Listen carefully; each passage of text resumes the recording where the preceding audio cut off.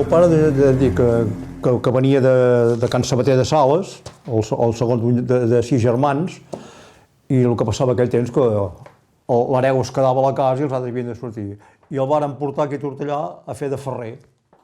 I això de ferrer, ell, no, que vull ser músic, en principi que no, i tant la seva mare, la meva àvia, li va comprar un cornetí i no sé pas on van, devia ser per aquí al poble, amb un amb l'altre, anar estudiant i això.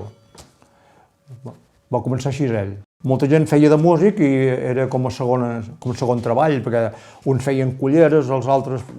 Hi havia altres oficis aquí. Aquí a Tortellà abans hi havia molta indústria, hi havia molta feina aquí a Tortellà.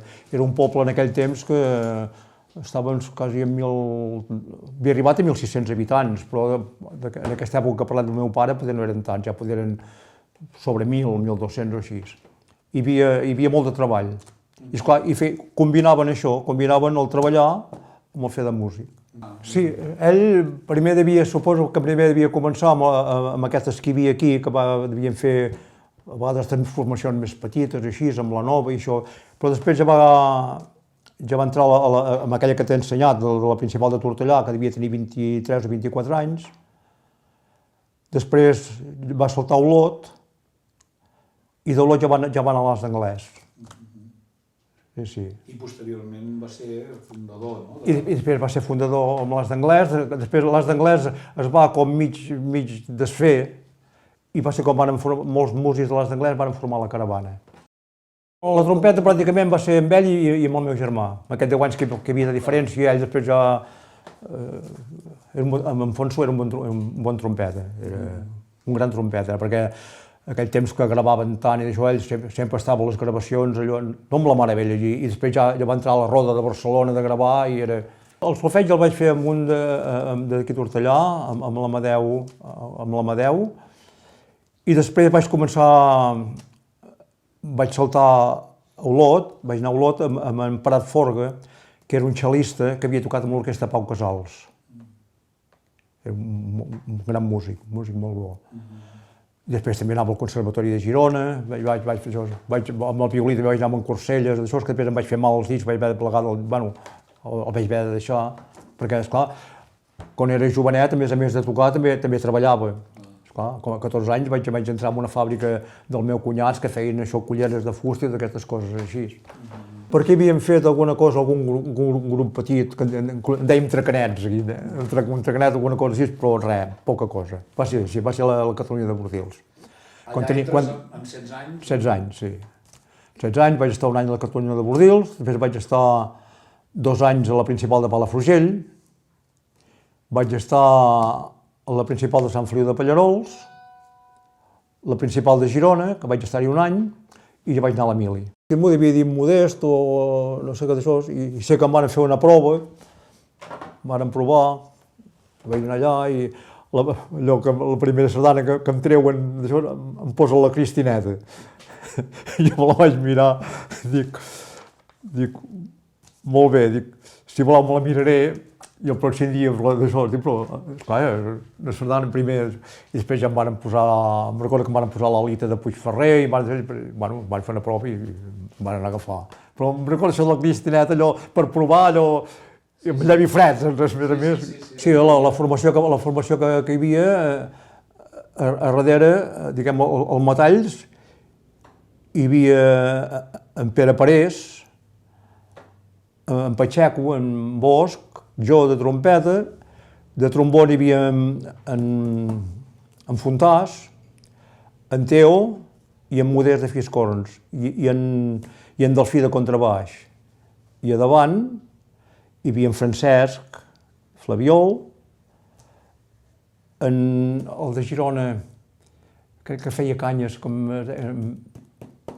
aquell home gran, en Ferrer. En Ferrer i en Joan Parés, i en Mirt i en Rola. Però d'en Mirt tenia una gran experiència, d'en Mirt.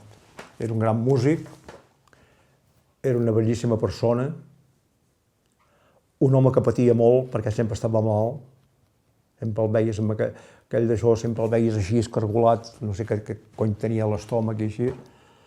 I en canvi el dia que es trobava una mica bé era la persona més oberta i més riallera que em puguis imaginar. No era pas un home d'aquells de grans particulars, però tocava tan i tan bé que deixava corpresa. Vull dir.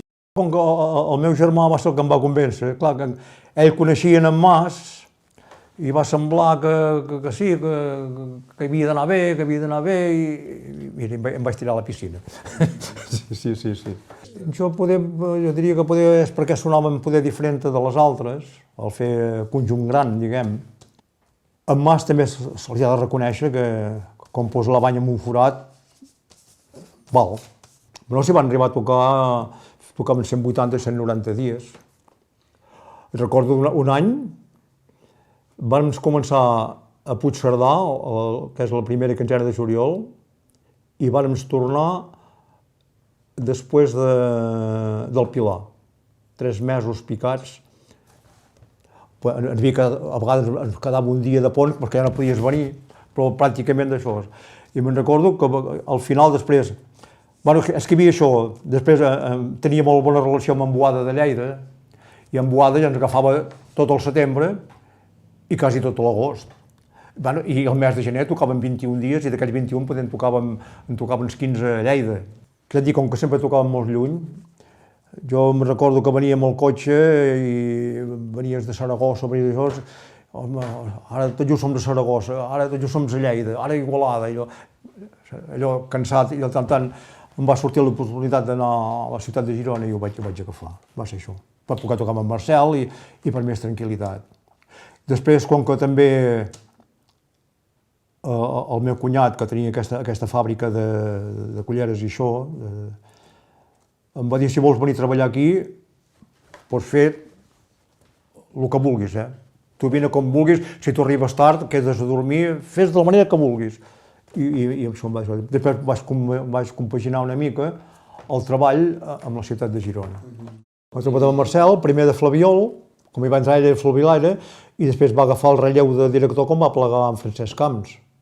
Després ell va passar de director, que era joveníssim, que tenia en Marcel, tenia 25 o 26 anys. Home, Marcel, jo sempre li dic, jugues en una altra lliga, comparat amb mi, Esclar, els estudis que té 5 o 6 títols superiors de música. En direcció va tenir matrícula d'honor i premi d'honor del Conservatori del Municipal. La primera que donaven en tota la vida del Municipal. Després va fer amb el piano, de piano, té el superior de piano, de composició i d'això, de música de cambra, de flabiol, té tot, té els superiors. Després va fer amb en Ros Marvà, amb en Valdivieso, amb en Jordi Mora, en el municipal hi havia l'Argudo. Després marxava als estius. I després a l'estiu vam anar 5 anys a Viena, que va fer... Era un concurs internacional que hi havia de tot arreu. I jo el primer any va treure el primer premi. I va anar-hi 5 anys becat, sense haver de pagar res. I cada any es va quedar amb el primer premi d'això, que dirigia després els concerts finals allà al Concerthaus de Viena i això, sí. A resultes de l'enfermetat de la Núria, de la meva dona, en Jaume estaven a Londres amb la Laura, amb la seva companya, vivien a Londres. I quan vaig saber que estava malalta, el vaig trucar i la setmana següent ja eren aquí. Van deixar Londres i em van venir aquí a fer costats. I després me'n recordo que un dia en Marcel feien un concert amb l'orquestra de cambra, no sé si la Garrotxa, i va venir en Jaume, a Caçà de la Selva, sí que van fer un concert allà. I va venir en Jaume i comença a dir, vols dir que no podríem fer alguna cosa així, sembla que... En Jaume ja el coneixes. Es van decidir, farem una orquestra de cambra d'això. I van anar embolicant, i per cos de l'orquestra de cambra, després amb el pianista, amb en Guino Bart, home, tinc una obra que, esclar, haurien de ser 40 músics, i aquí i allà, i d'això, doncs va, per comptes de cambra, i va anar bé perquè la Diputació va apoyar, l'Ajuntament va apoyar, varen trobar en Garrigós, d'això que hi va posar molts calés, en Vidal de Girona, el patronat de turisme, varen tenir molts apoyos. I va dir, tirem endavant.